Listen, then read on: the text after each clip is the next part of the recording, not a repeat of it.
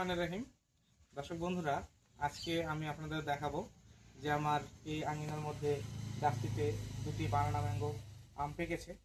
দেখুন যে এগুলো অনেক কালার হয়েছে এবং আজকে আমি একটি আম আপনাদেরকে কেটে দেখাবো এর ভিতরে কেমন হয় একটু দেখি।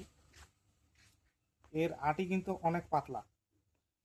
এই আমটা খেতে অনেক সুস্বাদু এবং এর শেলফ লাইফ অনেক ভালো। দেখুন যে একদম ডিপ অরেঞ্জ কালারের এবং কোনো ফ্রুট ফ্লাইয়ের আক্রমণ নেই। এবং এই আমটি যদি আমি একটু খাই তাহলে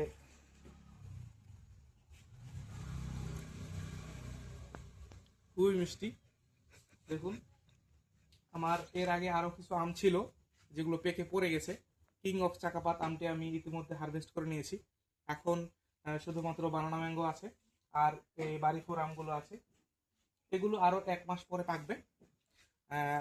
আপনারা যদি এভাবে বাড়ির আঙিনায় গাছ লাগান তাহলে আপনারাও আম খেতে পারবেন। ধন্যবাদ। দর্শক বন্ধুরা, আমি এখানে আমার বানানা ম্যাঙ্গো আমগুলো হারভেস্ট করে রেখেছি প্রায় 1 সপ্তাহ আগে। দেখুন যে একটি আমও কিন্তু নষ্ট হয়নি এবং কালার অসাধারণ কালার এসেছে। প্রত্যেকটি আমে পেকে গেছে এবং কালার যদি আমি আপনাদের দেখাই যে ডিপ ইয়েলো কালার আসছে। একটি আমের ওয়েট 250 থেকে 300 গ্রামের মতো হবে।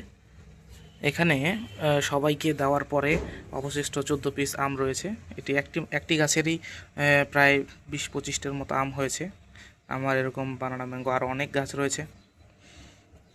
দেখুন যে খুব সুন্দর একটি অ্যারোমা এবং এর মধ্যে কোনো ফাইবার থাকে না। কালার অনেক সুন্দর এবং এই আমের শেলফ লাইফ অনেক ভালো। প্রায় 10 থেকে 15 দিন এভাবে রেখে দিলে থাকবে। এই আমের মধ্যে কোনো পচন আসবে না এবং আমটি টাইট থাকবে। আমাদের দেশি আমগুলো কিন্তু গ্যালগ্যালা হয়ে যায়। অনেকে দেখা যাবে যে ভিতরের দিকে জেলি ফর্মেশন হয়, কিন্তু এই আমগুলো একদম টাইট অবস্থায় থাকবে। এগুলো এক্সপোর্ট কোয়ালিটির আম। ধন্যবাদ সবাইকে।